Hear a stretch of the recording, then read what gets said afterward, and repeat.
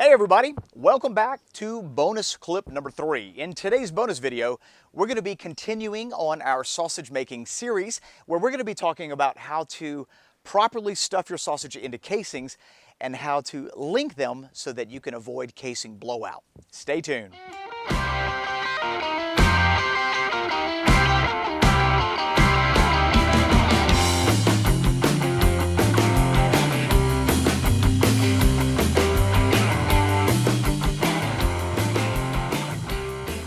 Stuffing your sausage into casings adds an entirely different dimension and element to your sausage. But one of the most frustrating issues about stuffing your sausage into a casing is casing blowouts. In today's video, I'm going to share with you a handful of tricks that can minimize the casing blowouts that you might be experiencing. It's going to make your sausage stuffing experience a whole lot more enjoyable. I do want to start off by saying that we're going to be using a dedicated sausage stuffer in this video. And whatever sausage stuffer you choose to use, whether it's a hand crank or an electric, whether it's vertical or horizontal, it doesn't matter. You can apply these techniques to all of those.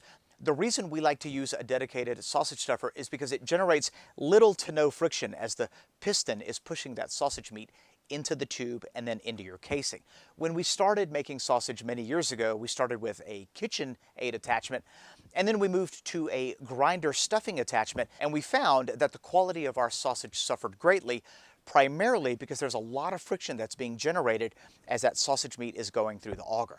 So if you're going to be stuffing your sausage with a KitchenAid stuffing attachment or with a grinder stuffing attachment, the one piece of advice that I can offer you is make sure that your mincemeat is incredibly cold. This is going to help offset the heat that's generated as your meat is passing through the auger. If you can have a second set of hands helping you in this process, even better, because the faster you work, the better when it comes to those particular types of units. If you're serious about making sausage at home, consider buying a dedicated sausage stuffer. They come in different sizes and different prices to fit just about anyone's budget, and using a sausage stuffer as opposed to a grinder stuffing attachment or a KitchenAid stuffing attachment is not only faster, more efficient, but it will immediately improve the quality of your sausage. Okay, with that out of the way, let's talk about the things that you need to know when it comes to stuffing your sausage and when it comes to linking it so that you don't get casing blowouts. The first thing you want to do is get your hands on the best quality casings that you can buy. This isn't something you want to go cheap on. The cheaper you go, the worse the casings get. You're going to start to get little punctures and all kinds of problems, and that's where you get all the frustrating casing blowouts.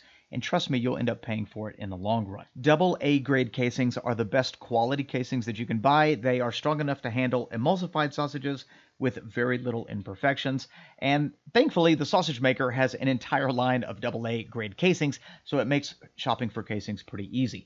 I'm going to do an entire video on casings and the things that you need to know, not only when buying them, but how to use them so that you can get the best results. So tip number 1, get your hands on some high quality casings.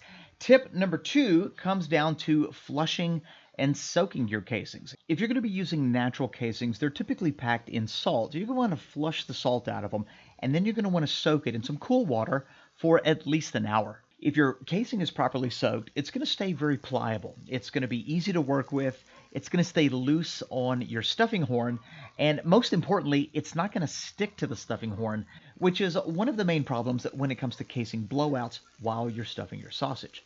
Our next tip is all about minimizing the air pockets. When it comes time to take your sausage meat and put it inside your sausage stuffer, we don't want the sausage to be full of air. The reason we don't want our sausage to be full of air is because during the cooking process, hot air can expand, causing the casings to rupture. So we want to try to minimize that as much as possible. One particular technique is to take a small handful of your mincemeat and ball it up like a baseball, and with a little bit of force, toss it inside your sausage stuffer. This is going to force the air out between the layers of mincemeat that you add, giving you a much cleaner sausage. If you do happen to get some air pockets, it's going to be superficial, and we can use a sausage pricker to get rid of those towards the end.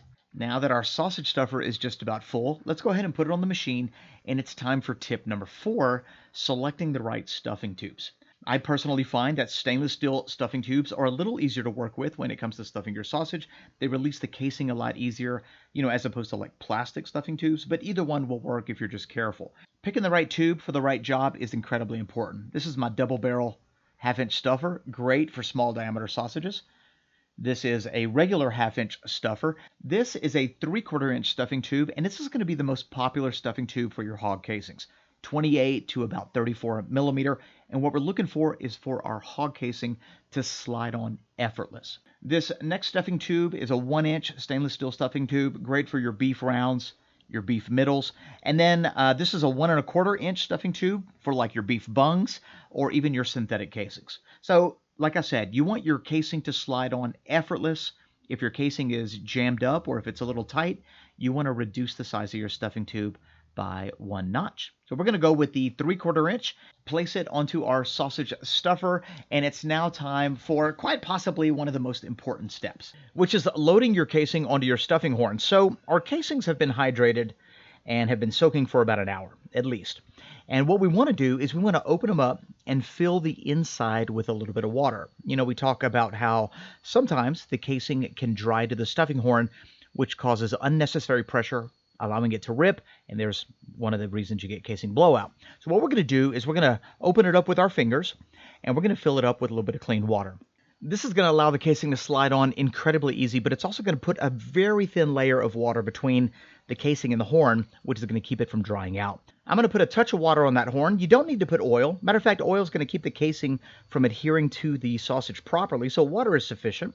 And now it's time to go ahead and slide it on. Now, because the inside of that casing has got a little bit of water in it, it's going to slide on very easy. And another cool tip to prevent casing blowouts is to take your casing that's on the horn and push it as far forward as you can. This is going to keep it bunched up, keep it moist, and it's going to act like a spool unwinding. All we're going to have to do is just manage the speed. Let's get our electric sausage stuffer cranked up. This is from the sausage maker, and it's got a speed between 1 and 8. 8 is super fast. I'll show you what 8 can do here in a minute. I'm going to set it to about 4.5 for demonstration purposes, and we can operate the entire thing with our foot. As the piston's dropping, let me show you what we're going to do with the tip of our sausage horn. Now, you can wait until a little sausage meat comes out, or you can go ahead and tie it off. Now, if you are going to tie it off like I'm doing here, you're going to have something for the air to be released. Otherwise, it's going to create somewhat of a balloon, and then it's going to backfill your casing with a lot of air. So all we're going to do is take our sausage pricker and just give it 1 little prick, 2 little pricks, and those little holes is sufficient for the air to come out. All right, so let me show you how we're going to hold this if you're going to be stuffing with an electric sausage stuffer. Because an electric sausage stuffer allows you to have both hands free, with our right hand, we're going to squeeze the tip of that horn. And depending on how tightly I want that casing packed will determine how firmly I squeeze. For most sausages, we don't want to pack that meat in there too tight. We want the casing to very naturally and easily flow off the horn. Basically, with my fingers, I'm just lightly squeezing it, and with my left hand, I'm going to be guiding it. The tighter you squeeze your fingers, the fuller your sausage casing is going to be, which is great if you're making something like salami. But for regular sausage like this, just allowing it to flow off very naturally, very gently, this is exactly what we're looking for. One of the great benefits of having an electric sausage stuffer is that you can control the speed, which allows you to have total control. All right, so let me show you how to hold the tip if you're using a hand crank stuffer. Because your right hand is normally operating the crank, your left hand is going to be holding the horn. Notice how I'm under the horn in this case, but I'm doing the exact same technique. I'm just squeezing the tip with my fingers, allowing it to flow off very naturally.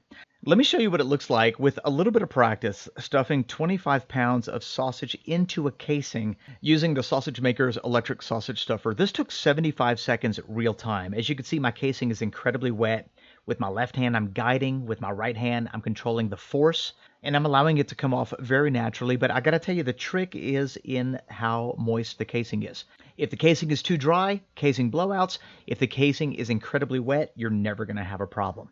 And that's what 25 pounds looks like in 75 seconds using the sausage maker's electric sausage stuffer. All right, now for the very last step, and this is going to be if you're going to choose to link your sausage. Let me show you how to do that. First and foremost, your sausage can't be stuffed too tightly. So if you squeeze a little bit, it should make an indentation just like that. You squeeze a little bit there, there's an indentation. And this first way, we're going to alternate the way that we spin it. So the first spin is going to be away from us, and then the second spin is going to be towards us.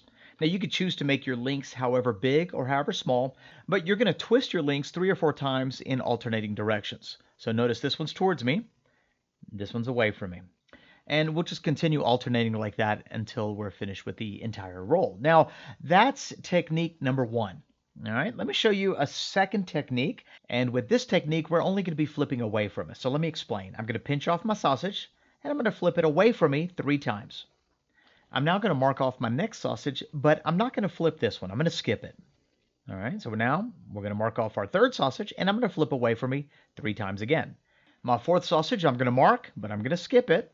And my fifth sausage, I'm going to flip away from me. So what we're doing is we're flipping forward every other sausage. Let me show you those same techniques, but from a different angle. The first thing I want to do is I want to pinch my sausage, and if it leaves an indentation, I can be rest assured that I'm not going to have any casing blowouts due to the fact that my sausage is stuffed too tightly. So there's my indentation, and all I'm going to do is I'm going to flip this forward. Now, you don't have to flip 3 times. You can flip 4 or 5 times. The more times you flip, the tighter your sausage is going to be. Remember, with this technique, we're alternating. So this one's going to flip towards me, and this next one right here is going to flip away from me. And we're just going to alternate until we're finished.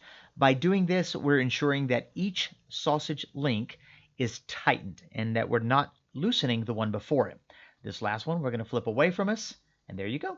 Once we're done, we're going to prick the air pockets, the superficial air pockets, and that's going to help our casing adhere to the sausage meat. And then we're just going to go ahead and prick the sausage all over. What that's going to do is that's going to allow some of the juices and the fat to be released while your sausage is expanding during the cooking process. If you don't do that, it can cause your casing to rupture, which means you'll end up losing more than you want. So we're just going to prick both the front and the back. And once we're done with that, let's go ahead and move on to technique number 2. Remember, technique number 2, we're skipping every other sausage. So I'm going to pinch off my sausage, and I'm going to twist it away from me. I'm going to pinch off another sausage, but I'm going to skip that one. This one's going to go away from me. Right? Sausage number 4, we skip. Sausage number 5, we twist away. This is sausage number 6. This one we're going to skip. And sausage number 7, which is this last one, we're going to twist it away from us. And that's how you link your sausage. If you would like to see a video on some advanced sausage linking techniques, be sure to leave me a comment in the comment section below. And those are the basic principles when it comes to stuffing your sausage into a casing and then linking it. Remember, start with the best quality casings that you can get your hands on. If you start with poor casings, you're going to get poor results, and it's going to be nothing but a frustrating nightmare. We want to thank The Sausage Maker for sponsoring this video, and you can visit their site by checking out the link in the description box below. Their entire website is dedicated to making high-quality sausage with high-quality pieces of equipment. You can't go wrong with The Sausage Maker. If you have any questions about how to stuff your casing or how to link it, be sure to leave me a comment in the comment section below. And be sure to stick around for bonus video number 4, where we talk about how to cook your sausage and smoke your sausage properly. Thanks for joining us. We'll see you next time. Bye-bye.